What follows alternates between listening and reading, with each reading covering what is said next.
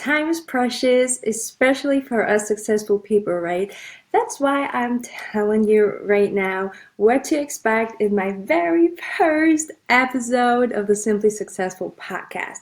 So, today we're going to dive deeper into the science behind effectively managing and boosting your energy levels, as well as learning about stress response and survival mode and why it will probably keep you stuck and stagnant where you are right now, and how to loosen those brakes on the road to your success.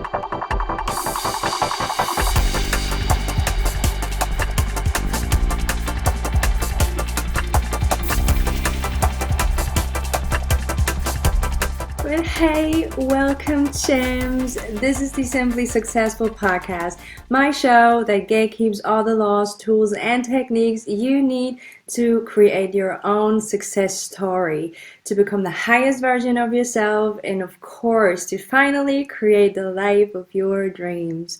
But hi, my name is Susan. I am your host. I'm a former youth professional athlete, a health scientist, and a business mentor. And I am more than thrilled to share all things holistic success, as well as some incredible guests here on the show with you. But first of all, can we just stop for a second and acknowledge how hard and dedicated men work in this world today? It is, to me, not appreciated enough. It's incredible, right? But on the other side, you may be noticed as well a pattern when there are some situations you're working so hard and passionate for, but even working harder or doing more of the same isn't bringing you the results you're so passionately striving for. It's just bringing you more exhaustion or burnout. Or even worse, I experienced that in my life, and you probably too. You had that one goal, that one mountaintop, and you were like so passionately grinding and hustling you every day, giving it your all for that next career step, that next level, that next performance high, that maybe that one girl you were chasing so passionately after because everyone thinks like, she's a catch. And then you reach that mountaintop, you feel empty inside. And everything you worked for, you expected, that rush, that high, that adrenaline, that happy hormones, that fulfillment, that feeling of accomplishment, just is missing. And you standing on your mountain top and you feel like, okay, so that's it. And let me tell you something. That happened to me. Like, I was always like trying to outperform everyone and trying to be the best in my fields, handball, and I graduated with honors. And when I was like on that graduation stage and everyone was like clapping and like, complimenting me and like giving me like congratulations. And I just was standing there like, I figured that was like after my bachelor's degree and when I graduated with honors, and I was standing up there and I was like, what the heck am I doing here? Like, I felt like I did nothing. I couldn't be proud of myself. I didn't view this as an achievement. I was just like, there was just this feeling of emptiness, and now what? And you maybe experienced that at one point in your life as well. And I figured that we're experiencing this when we are out of alignment and when we are actually chasing dreams and goals. Maybe the society or close people around us like put in our heads as grown-ups, and they planted those ideas in our minds of what is like an approachable thing, what is, an attractive goal or standard, and you will find yourself like, okay, I want appreciation, I want society or people around me like to be proud of myself. So I'm chasing after that goals with all my hard work and dedication, right? And those ideas in your head, other people plant in you, sometimes grow so big that they overshadow and overpower your underlying heart's desires, which to me is the true North Star. Where you go and when you go on after your heart's desire, your purpose, which actually the spark that comes within you, the fire that is in you already, then you are in true alignment. And what I figured why I burned out, and I see it in so many people burning out, is they chasing after dreams and goals, and that's burning them actually out because it was never theirs to begin with. And they try to keep this fire flame burning, but it was never their spark. It was someone else's dream, probably.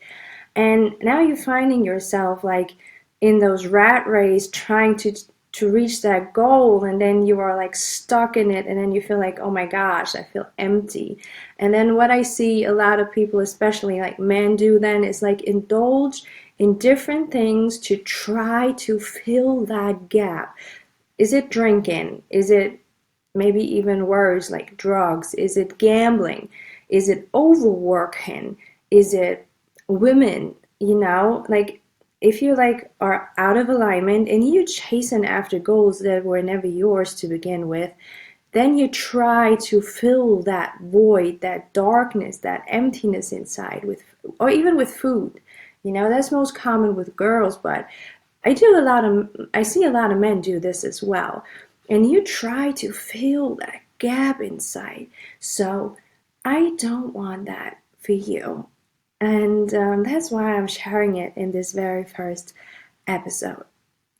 And another thing is that when you are so mentally chasing your goals and you're not really aligned or even in tune, like a wavelength, like a radio frequency, you're not in tune with the heart's radio station, then you are in that state that you are even ignoring when red flags appear.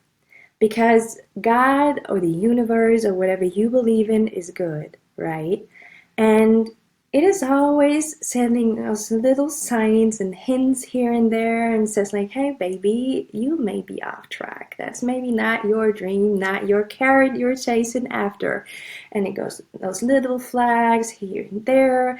And if you don't listen to it, because men are perfectly in narrowing their focus onto the desired goal ahead.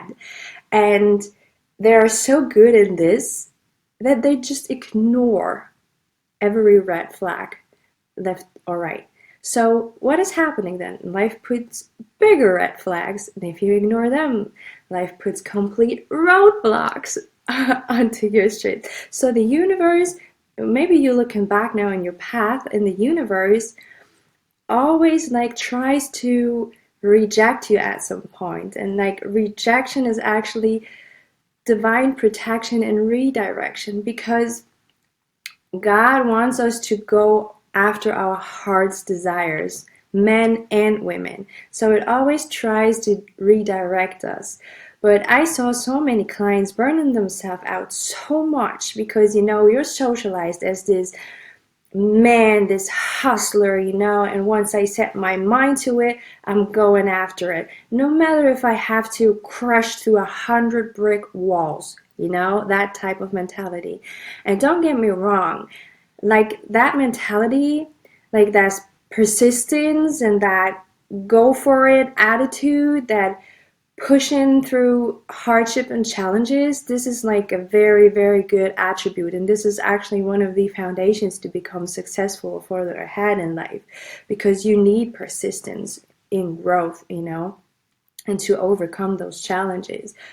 But it gets difficult or problematic when you are so narrow focused onto that one path, you think it's the right path, and you are running in that rat race, and you run into the same cycles and the same patterns, and you experience the same situations but with different Nancys. You get it probably, where like my point right now. So, and I see men even like they're chasing after their this path so hard, like a bull chasing a rat cloth, down in the streets of Spain over here. But this is leading you to burnout and exhaustion, and that is leading to more of those coping skills I just mentioned, that to fill that emptiness, because you experience, holy cow, I'm working so hard. And yeah, like working hard is probably never an issue for any man out there, but it is aligned work, not just hard work, what brings you to your actual desire, to that mountaintop that is yours, where the goal was sprouted within your heart. And that mountaintop you reach then, and you feel like, oh yeah, I know exactly what it was. It was so worth it, because you're overflowing with joy and this triumphant feeling. And that is why I want you to get out of that trap to become triumphant again. But another thing I mentioned in the beginning is that keep you stuck is survival mode and stress response. And stress right now is like this mainstream thing, right? It is all over the places. Everyone is stressed and burned out, and you see it, and the rates are getting higher and higher and higher. And sometimes it even seems to be en vogue when you can say, oh yeah, I'm so stressed, like I have this 80-hour work week, and I have 3 side hustles and doing this and that. But wait a second, is that really what we're aspiring for? Not for me. That's why we're here and doing it in a simpler and more natural way to success, right? And stress in general is nothing bad. It is an amazingly designed technique or like tool by Mother Nature. And stress is the reason why you and I are still here, and our ancestors were here, and our kids and their kids will be here, because stress is absolutely necessary and designed for every species under the sun to survive, grow, and adapt to new circumstances, and for your development as a species. So it is absolutely necessary. But the problem kicks in now when we are trapped in reoccurring stress cycles, because we're human beings, and we were never meant to be human doings. I'll say it again, even for you men out there. We are human beings. We were never meant to be human doings. And this little guy right here, our brain, especially for you as men, our brain needs certain things to function at its highest capacity. And for you as men especially, you need times of rest, of mental rest, to replenish and rejuvenate, and to actually be evolving into your highest potential. And our brain is a supercomputer, right? Like, this thing is like magical. And we have a thing called imagination. And my beloved Einstein once said, imagination is even more powerful than knowledge ever can be. So we as human beings have this big brain with a lot of gray matter and a lot of cool stuff in it. And we can imagine and visualize everything. And with that, actually, we create our own reality. But I'm diving deeper into that topics in different episodes, probably. So we have this thing called imagination. And what happens now? The stress response is designed for our survival. And once we see a threat, like a real threat out there, someone is like, I don't know, threaten you with a knife, or you are hiking and all of a sudden, like, I don't know, a tiger approaches or whatever. Like, this is a real threat. And our eyes will see it, and our brain will send the alert to the body, like, holy crap, let's get out of here, right? Like, then we get like this adrenaline and this cortisol rush, and like sweaty palms and heart is racing and blood into our like muscles, to be ready to actually fight, flight, or freeze, which is the natural stress response in a survival situation. But our brain, our supercomputer, is only digesting information or converting information. And our brain cannot know the difference between us physically seeing a threat or us creating an image of a threat in our mind's eye. It will always like send out the same signals and the same processes for the same stress reaction. So here's the problem kicking in, called overthinking. And thinking is the absolute dominant quality of man. And we love you for that. We love you for being able to solve those complex analytical problems, right? And like think like the weirdest, craziest, most amazing, exciting scenarios in your head. But when you get trapped there, then you often get trapped in overthinking, because our mind wanders to scenarios and worst case scenarios that never even become reality. But if we are constantly in those imaginative state of stress, our brain always gets the signal, oh my God, a threat, and it's always rushing and depleting all those energies and those hormones, and we don't want that. We need our energy and like all our capacity. We need it for our goals, and we needed to fuel it into our projects and heart's desires. We can't afford to deplete ourselves of this like valuable life force, this golden life force called energy, right? So that is another thing I want you to be aware of. We are constantly thinking over 60,000 thoughts a day. Like they're randomly bubbling up like little sparklings in a glass of water, you know, like little bubbles.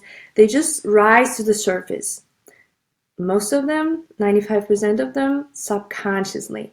So we're getting like flooded every day with all those influences from the outer world, and with our internal over 60,000 bubbling up, sometimes bullshit thoughts.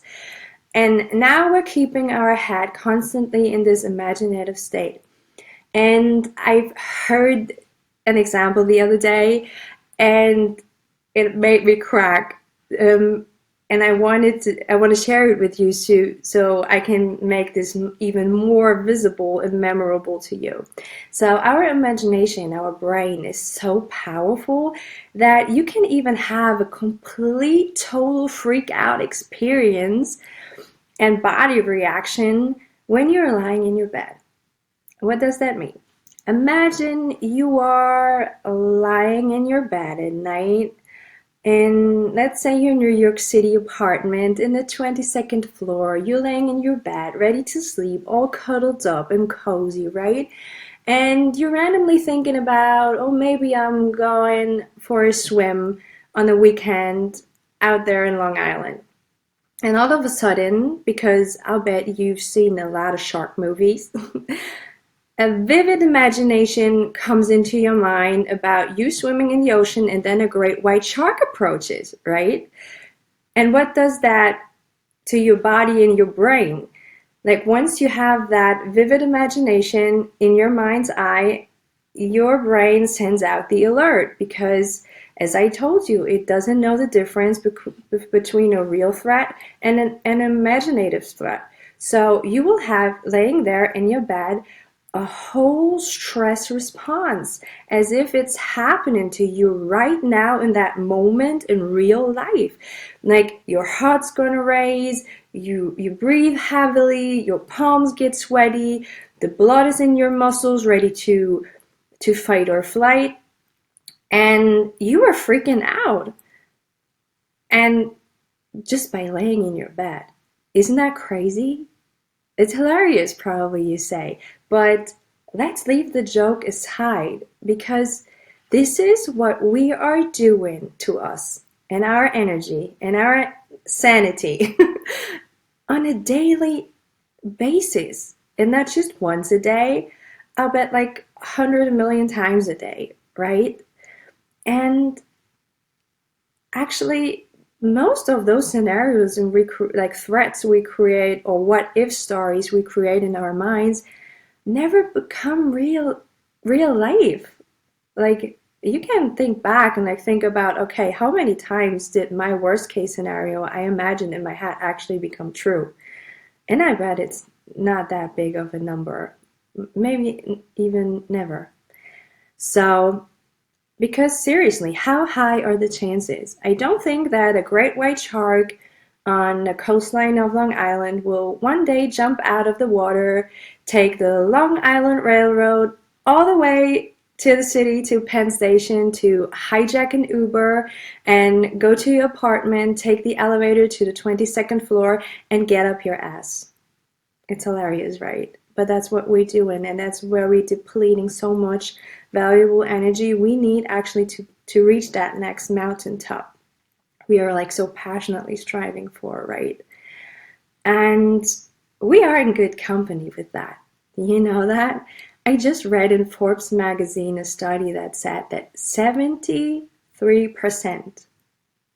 like freaking 73% of us between the ages 25 and 40 are constantly overthinking, means getting themselves trapped in those mental thoughts and scenarios on a daily basis.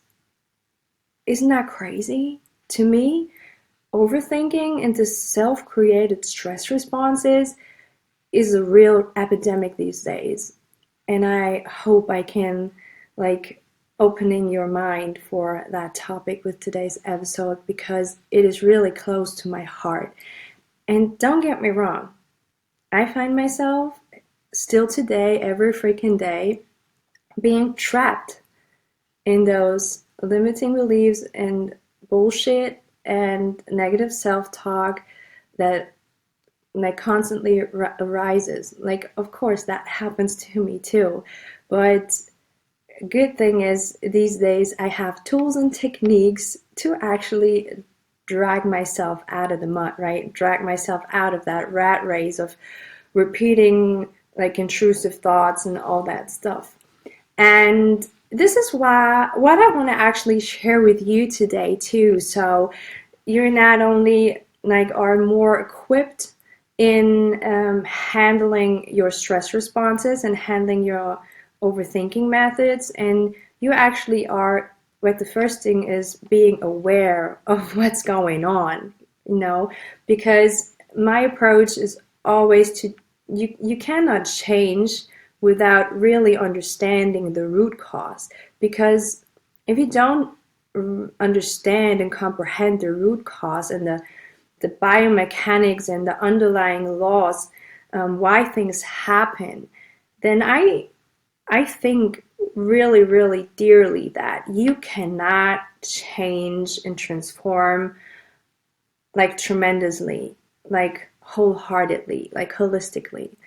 Because if you don't understand the mechanisms behind your behaviors and patterns, then everything you do will just like deal with symptoms in a way, you know? It is like having a tree with like rotten leaves. You just cut the leaves instead of like nurturing the soil. So that is why I want to share that with you. And a little side note, what is this reoccurring stress pattern like does to your brain and your body? First to your brain. When you are in that survival mode, right? Then the purpose actually is to make yourself survive. So let's get back to our example. The stress response is absolutely necessary when you are actually swimming in the ocean by Long Island and a great white shark appears. Oh, hell yeah. You don't want to sit down, relax, brainstorm about a couple scenarios of whether to fight or flight or to pet him, right? No, hell no. Like, you need that rush of adrenaline, that rush of blood into your veins and muscles, and that air in your lungs to swim as fast as you can to get your ass out of that water ASAP, right? And for that whole survival mode, your brain doesn't need all the gray matter, all the like the creativeness and all the abilities you have, as a human being. Like, your brain technically shuts down, and it's just activated your animal brain, like your pituitary gland. Like, I can't even speak. That word is difficult. But anyways, to make it simple, when you are in survival mode, then the lights up there, the lights of intellect, are shut down, and you're just acting out of your animal brain. And in that situation of an actual threat, it is perfect because you don't have to think about complex creative ideas, okay? You just have to think about whether to fight or swim. And if you take that mode now and bring it into your business life or into your athlete's life, then you may realize that being in stress mode is absolutely locking in your mental capacity. Because if you are constantly in stress mode in your business, and you're navigating and running your business in stress mode, then you're only using a very, very tiny percentage and just the animal brain of your brain. So just the animal part of your brain. And you are never tapping into those beautiful full potential you could have mentally to create the best business or the best results you want to.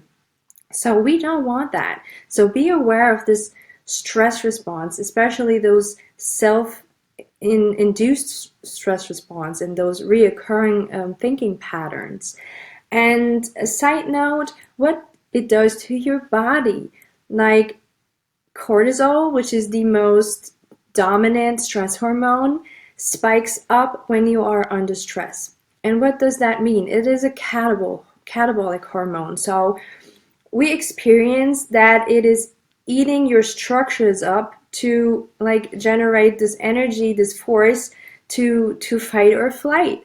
And it eats you up alive. So if you are, for example, working out and you want to gain muscles and you do workouts that stress you out even more, then you spike cortisol even more and you will not gain those muscles, or not in the way that you could naturally in a flow state. So it does like a million benefits for that short-term, immediate survival reaction.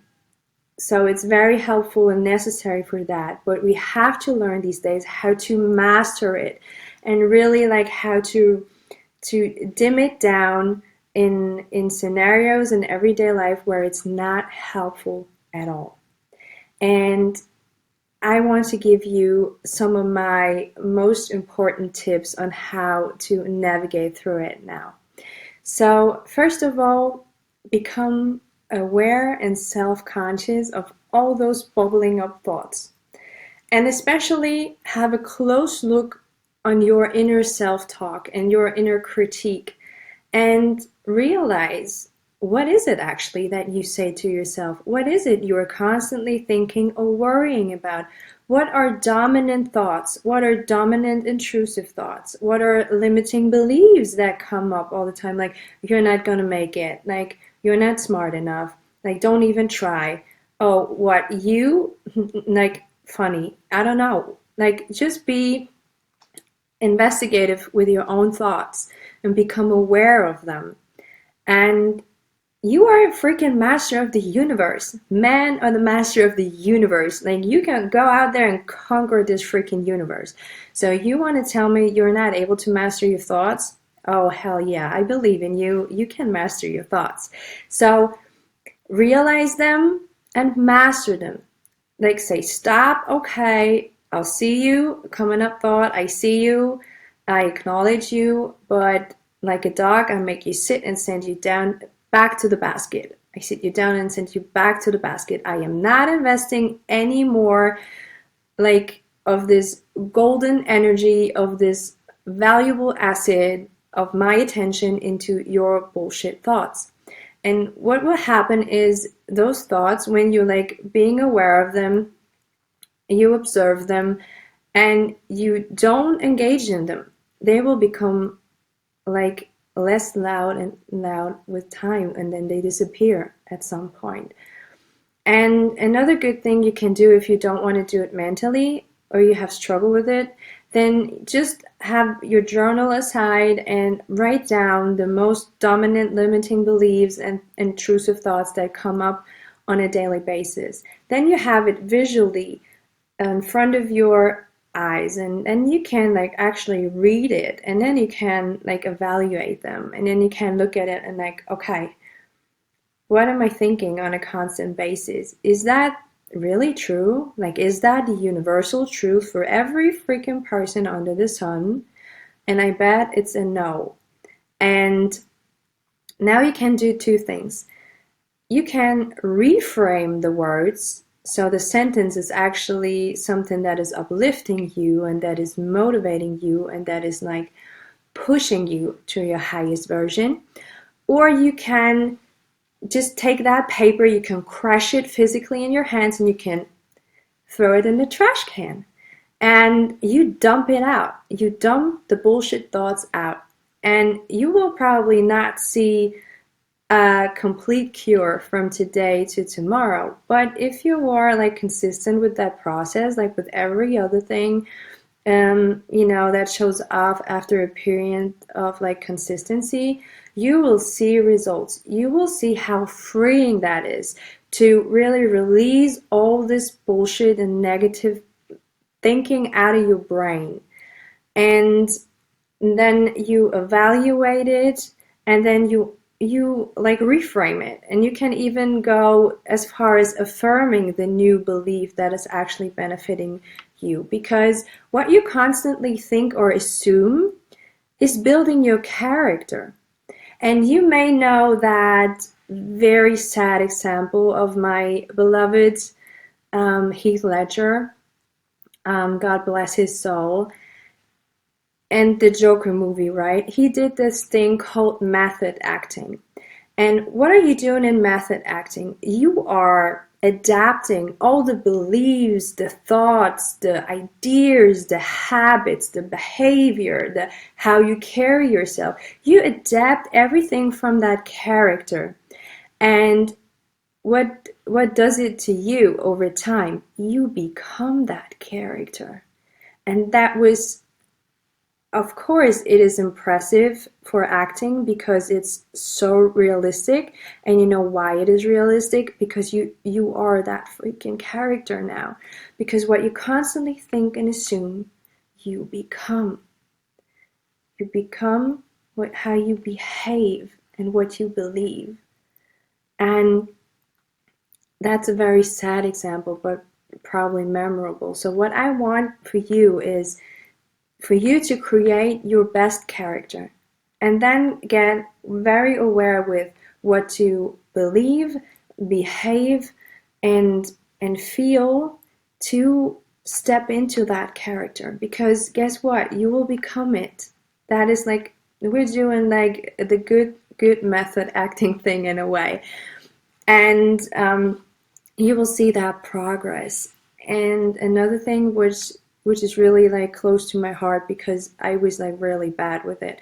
After I like got out of my athletic career, I went like into university and I got into medical research and health scientists, and I was sitting up my ass the whole day just using my brain.